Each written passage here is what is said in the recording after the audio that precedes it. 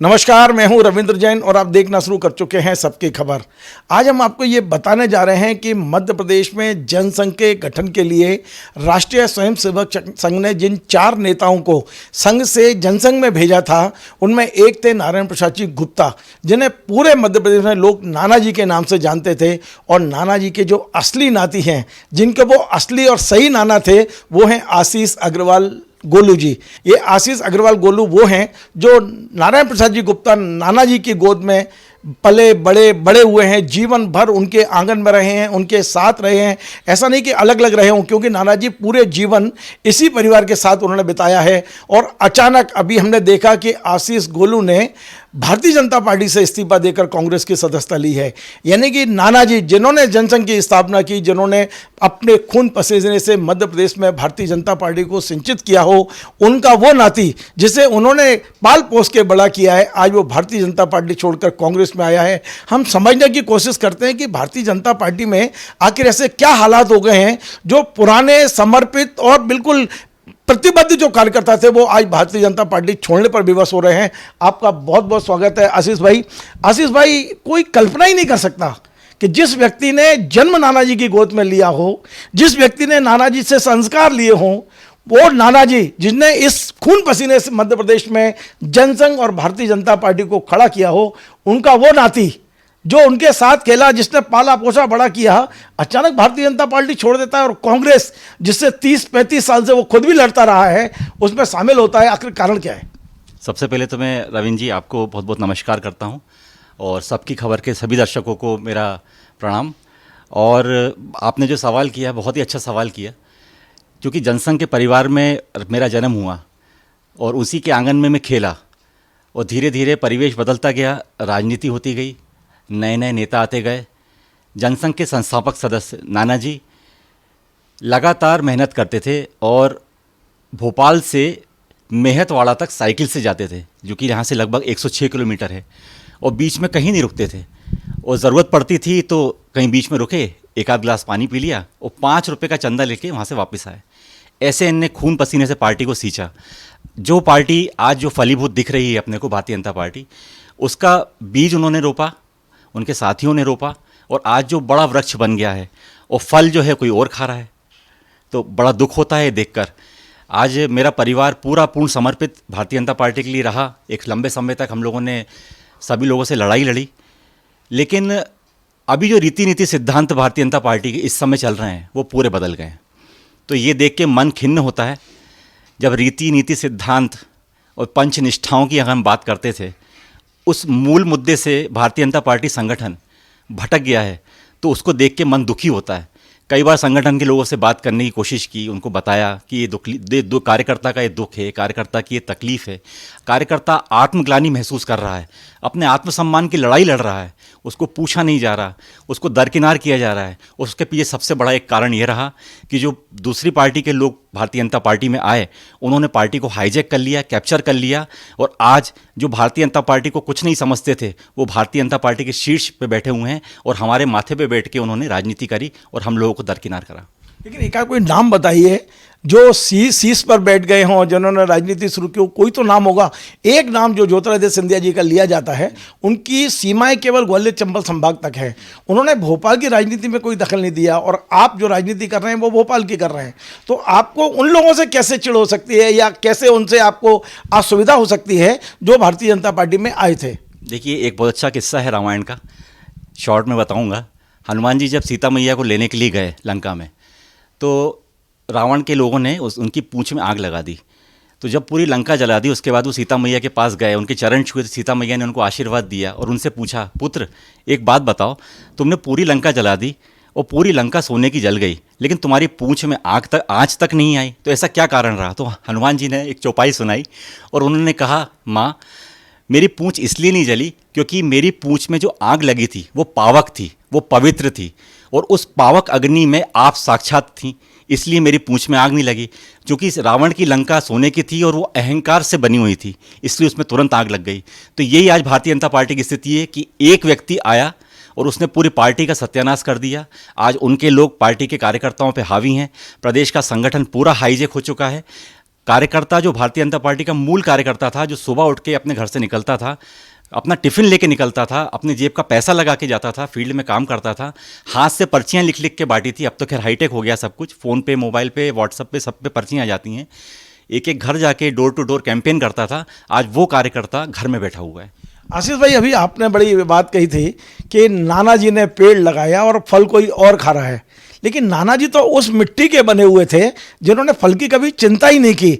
उनके पोता आखिर फल खाने के लिए या फल की चिंता क्यों कर रहा है? देखिए, फल की चिंता, मैं नाती की बात करूंगा, पोता नहीं, नाती। जी, देखिए, नाती और पोता एक जैसा ही होता है, लेकिन जो आपने बात बोली बिल्कुल सही बोली कि मैंने को फल की चिंता बिल्कुल नहीं है। और मैं किसी कमिटमेंट के थ्रू नहीं गया, केवल मेरे आत्मसम्मान की लड़ाई थी। और केवल मेरी नहीं थी, ये पूरे मध्य प्रदेश के कार्यकर्ताओं की आत्मसम्मान की लड़ाई थी, जो अपने अंदर ही अंदर आत्मग्लानि महसूस कर रहा है। मतलब कुछ कार्यकर्ता तो मेरे को फ़ोन लगा के इतने दुखी हुए, जो लगातार रो रहे हैं और मुझसे ये पूछ रहे हैं कि यार गोलू भाई, तुम्हारे अंदर इतनी हिम्मत कहाँ से आ गई? हम तो पिछले 10 साल से हिम्मत करने की कोशिश कर रहे हैं, हम हिम्मत नहीं जुटा पा रहे हैं। तो कार्यकर्ता बहुत डरा हुआ भी है, अंदर ही अंदर आत्मग्लानि भी महसूस कर रहा है। अब फल की बात रही तो मैंने कोई कमिटमेंट नहीं किया। माननीय कमलनाथ जी ने मेरे अंदर कुछ देखा कि इस लड़के के अंदर कोई क्वालिटी है, इस लड़के के अंदर कोई संस्कार हैं। उन्होंने मुझे पार्टी में आने का जो मेरा उनसे रहा, बातचीत हुई, उसके बाद उन्होंने देखा कि ये कुछ कर सकता है, इसके अंदर कोई कैलिबर है। मैंने अच्छी खासी एजुकेशन ली, मैंने सुशासन के ऊपर किताब लिखी, मैंने डॉक्टरेट करी। और उसके बाद भी अगर मेरे जैसे व्यक्ति को, मैंने युवा मोर्चा में भी अच्छा लंबा समय कार्यकाल रहा मेरा, 25-26 साल का। आप शायद मंत्री थे प्रदेश के? मैं प्रदेश का मंत्री रहा युवा मोर्चा में, जिले का महामंत्री भी था। लेकिन गोलू जिलाध्यक्ष नहीं बनना चाहिए, इसके पीछे एक बहुत बड़ी लॉबी लगी रही। आप तो चूंकि राजनीति के विश्लेषक हैं, आपको पता ही होगा। गोलू अगर जिलाध्यक्ष बन जाएगा तो गोलू के जो मामा जी हैं वो सुपर स्ट्रांग बन जाएंगे, इसलिए गोलू को आगे नहीं बढ़ने देना है। इस तरह के नीति सिद्धांत, ये तो नाना जी के सिद्धांत नहीं थे, ये तो ठाकरे जी के सिद्धांत नहीं थे। जबकि पंचनिष्ठाएं क्या कहती हैं? पंचनिष्ठाएं ये कहती है कि अंतिम खड़े हुए व्यक्ति को भी अपने को पूछना है। और अटल जी ने कितनी अच्छी बात कही थी कि अगर एक कार्यकर्ता नाराज है तो उसको भी आप घर जाओ, उसको मनाओ, उसको पूछो, भले 100 दूसरे लोग नाराज। पार्टी में संवाद और संपर्क 2 चीजें हुआ करती थी, शायद अब दिख नहीं रही। बिल्कुल ठीक, संपर्क और संवाद तो है, इसमें एक चीज़ और जोड़ लीजिए, समन्वय भी नहीं बचा है अब। सत्ता और संगठन, जो डबल इंजन की सरकार थी जिसको हम धक्का लगाते थे कार्यकर्ता पीछे से, आज एक इंजन आगे लगा है, एक इंजन पीछे लगा है। एक आगे वाला इंजन आगे ले जा रहा है, पीछे वाला इंजन पीछे ले जा रहा है। तो बड़ी विचित्र स्थिति है, खींचतान चल रही है। आप देख लीजिएगा, अभी लिस्ट आने दीजिए भारतीय जनता पार्टी के प्रत्याशियों की, सब दूध का दूध पानी का पानी हो जाएगा। बोलो, एक बहुत ऐसा सवाल पूछ रहा हूं जो शायद आपको अच्छा ना लगे। नाना जी के 2 उत्तराधिकारी हुआ करते थे, एक स्वाभाविक रूप से उनके भतीजे उमाशंकर जी गुप्ता और दूसरे उनके नाती आशीष गोलू। ये परिवार में कहीं उत्तराधिकारी की लड़ाई तो नहीं है जिसके वजह से आपने एक तरह से एक परिवार छोड़ के दूसरे परिवार ज्वाइन किया, यानी भारतीय जनता पार्टी छोड़ने पर आप विवश हुए हों? नाना जी का उत्तराधिकारी असली कौन? देखिए, नाना जी का उत्तराधिकारी पूरा मध्य प्रदेश का एक एक कार्यकर्ता जिसने ज़मीन पे मेहनत करी, अपने खून पसीने से पार्टी को सींचा। कहते हैं ना, जहाँ जहाँ संत का पसीना गिरता है वहाँ वहाँ रुद्राक्ष का पेड़ लग जाता है, और उस रुद्राक्ष की पूजा शंकर भगवान के रूप में की जाती है। तो आज भारतीय जनता पार्टी का एक एक कार्यकर्ता शंकर भगवान के रूप में पूजना चाहिए था। लेकिन आप देखिए क्या स्थिति बन गई आज पार्टी की। रहा सवाल उत्तराधिकारी का, तो मैंने कहा मेरी लड़ाई ना उत्तराधिकारी की थी, ना आज है, ना कल रहेगी।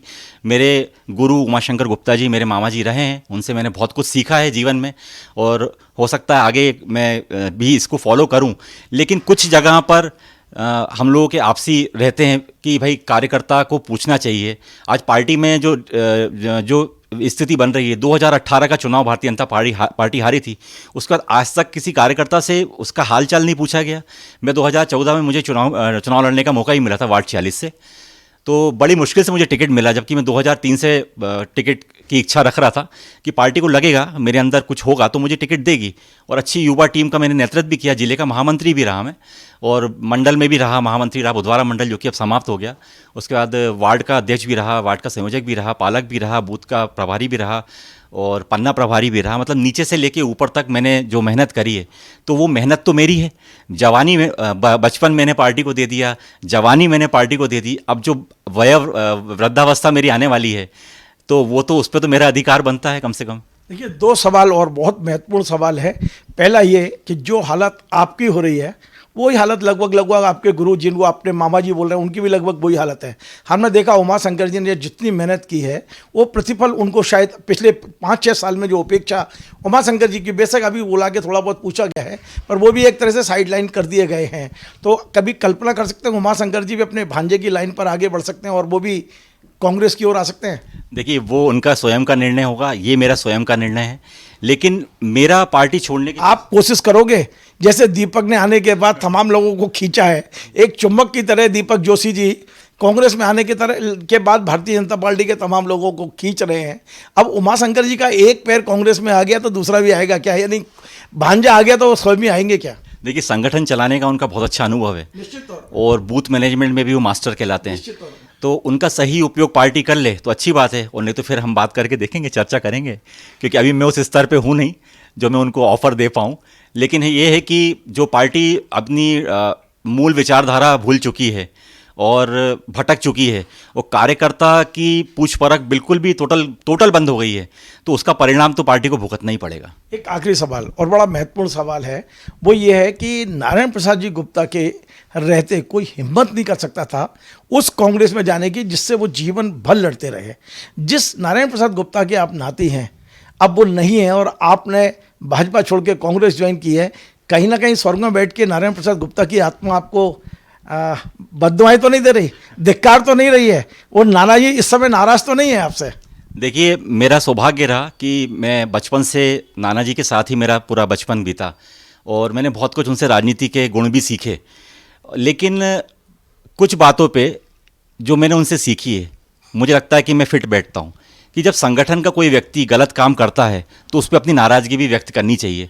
लेकिन अब वो दौर भी ख़त्म हो गया। पहले संगठन महामंत्री हुआ करते थे, कुछ जो जैसे भोपाल में प्रवास पे आते थे, पूर्णकालिक लोग आते थे, तो वो घर ढूंढते ढूंढते मेरे आते थे, हमारे यहाँ रुकते थे, भोजन करते थे, तो हमसे पूछते थे कि बेटा क्या चल रहा है, क्या स्थिति है, कौन कैसा क्या काम कर रहा है। अब वो रीति नीति सिद्धांत पूरे ख़त्म हो गए, अब तो 5 स्टार होटलों में रुकते हैं सब। तो वो जो रीति थी, जो मतलब जो कल्चर था जैसे पार्टी का, वो ख़त्म हो गया। तो अब आप अपनी बात कहाँ रखो।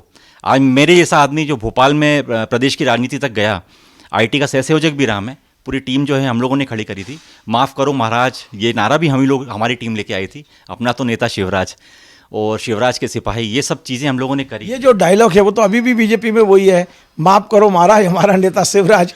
आज भी शिवराज महाराज को यही कहा जा रहा है। देखिए, माफ़ी तो मांगेंगे, इसलिए मांगेंगे क्योंकि उन्होंने आकर जो भारतीय जनता पार्टी के अंदर जो भूचाल मचाया है उसका आपको परिणाम तो मिलेगा।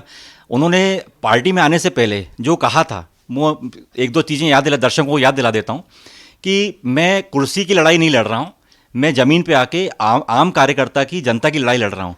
आप बता दीजिए, जब वो आए सत्ता में, भारतीय जनता पार्टी में शामिल हुए, पहली बार तो उन्होंने चुनाव नहीं लड़ा, राज्यसभा से वो डायरेक्ट आके मंत्री बन गए, अच्छा खासा विभाग लेके बैठे और अपने लोगों को लेके आए और कमिटमेंट भी करवाया, उनको मंत्री भी बनाया। आज उनके जितने भी मंत्री हैं वो सब अच्छी पोजीशन में बैठे हैं। जो चुनाव हार गए उनको भी उन्होंने निगम मंडल का बना। अब भारतीय जनता पार्टी का कार्यकर्ता कहाँ जाएगा कहाँ? महेंद्र सिंह सिसोदिया का आपने खुद स्टेटमेंट देखा कि वो पैसे चंदे की उगाही कर रहे हैं। तो ये क्या हो रहा है भारतीय जनता पार्टी में? ये क्या दिख नहीं रहा? एक बहुत अच्छा उदाहरण दूंगा। एक पक्षी है, उसका नाम मुझे ध्यान नहीं आ रहा, शायद शुतुरमुर्ग बोलते हैं उसको।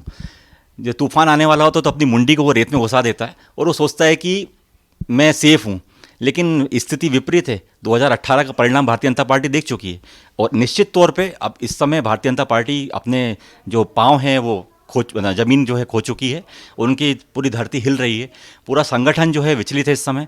और आप देखिएगा आने वाले समय पे कांग्रेस की सरकार बनेगी निश्चित तौर पे, और अगर नहीं भी बनेगी तो मैं तो विपक्ष में काम करने के लिए तैयार हूँ। हाँ, मैं ये पूछना और चाह रहा हूँ कि आपके बाद आपकी टीम के कितने और लोग हैं जो आपकी तरह हिम्मत करके कांग्रेस की ओर आ सकते हैं? देखिए, मैंने जब कांग्रेस ज्वाइन करी तो मुझसे पूछा गया कि आपके साथ कितने लोग आएंगे, तो मैंने जो संख्या बताई, मेरा खुद का संगठन था कमल ब्रिगेड, जिसको अधिकृत कराने के लिए मैं पार्टी से लड़ता रहा। कई स्तरों पे मैंने बात करी ऊपर तक, जबकि मेरे पास अच्छी युवाओं की टीम थी। तो मेरे संगठन को बंद करवाने के लिए उसके कंपटीशन में कमल क्लब खोला गया, आपको ध्यान होगा, और मुझे ये बोला गया कि आप कमल क्लब के संयोजक बन जाइए और कमल ब्रिगेड को उसमें विलय करा दीजिए। तो मैंने मना कर दिया कि मैं कमल क्लब में क्यों जाऊँगा, मेरा खुद का संगठन है और मैं पार्टी के रीति नीति सिद्धांत पर ही चल रहा हूँ, पार्टी के विपरीत जा नहीं रहा। तो भी मेरी बात को दरकिनार किया गया। आज वो संगठन अभी भी जीवित है। पूरे मध्य प्रदेश में मेरे 35 से 36 जिलाध्यक्ष हैं, 120 से 122 मेरे तहसील अध्यक्ष हैं, और उन सबको मैंने कांग्रेस में विलय करा दिया। भारतीय जनता पार्टी का एक भी कार्यकर्ता लेके मैं कांग्रेस में अभी तक नहीं गया हूँ। लेकिन हाँ, मेरे पास फ़ोन जरूर आ रहे हैं, बहुत लोग मुझसे संपर्क में हैं, बहुत लोग दुखी हैं, उनकी पीड़ा मेरी जैसी ही पीड़ा है। वो भी आत्मसम्मान की लड़ाई लड़ रहे हैं। आज भी उनको नहीं पूछा जा रहा है। पुराने लोग, अब देखिए वरिष्ठ लोगों के आपने सुना, रघुनंदन शर्मा जी ने क्या कहा, भंवर सिंह जी ने क्या कहा, इनको तो मैंने बचपन से देखता आया हूँ। रघुनंदन जी ने कितनी मेहनत करी, ये कार्यालय जो खड़ा किया, मोगे जी ने कहा कार्यालय जो खड़ा किया, ये नींव के पत्थर उखाड़ उखाड़ के फेंक दिए। अभी जो नए लोग आए हैं वो अहंकार में इतने डूबे हुए हैं। और मैं तो कई बार गया वहाँ कार्यालय में, वो जो गड्ढा वहाँ पे खुदा हुआ है, वहाँ जाके खड़े हुए पत्थर पे बैठ के मैं रोया भी, भावुक भी हुआ। इस कार्यालय को हमारे पूर्वजों ने बनाया। कई बार होता था मैं 4 बजे जाके वहाँ पे मोटर चालू करने जाता था। ठीक है, समय चला गया, दुख होता है, पीड़ा है मन में, लेकिन भारतीय जनता पार्टी वो भारतीय जनता पार्टी हम नहीं रही, अपने मूल मार्ग से भटक गई। चलिए, तो ये थे आशीष अग्रवाल गोलू, जिन्होंने कितना अंदर से, मतलब ये जो इनके शब्द थे, एक भी शब्द बनावटी नहीं था, अंदर का दर्द कि जिस पार्टी में, जिस आंगन में वो पैदा हुए हैं, आज घर से बेदा जैसी स्थिति है उनकी। और जो सिद्धांत थे, जिन सिद्धांतों को लेके भारतीय जनता पार्टी को बचपन से देखा, जो उम्मीदें भारतीय जनता पार्टी से थी, वो कहीं ना कहीं बिखरती हुई नजर आ रही हैं। यही कारण है कि अकेले आशीष गोलू नहीं, तमाम लोग हैं, कुछ छोड़ चुके हैं, कुछ छोड़ने की फिराक में हैं, कुछ हिम्मत नहीं कर पा रहे हैं। लेकिन निश्चित तौर पे यदि वास्तव में मध्य प्रदेश में भारतीय जनता पार्टी के अस्तित्व को बचाना है तो इन शब्दों को सुनना पड़ेगा पार्टी को, इसके बाद ही कुछ संभव होगा। आपको हमारा ये कार्यक्रम पसंद आए, आप इसे शेयर करें, लाइक करें, कमेंट करें, और आपसे बार बार निवेदन है हमारे इस चैनल को सब्सक्राइब अवश्य करें। धन्यवाद।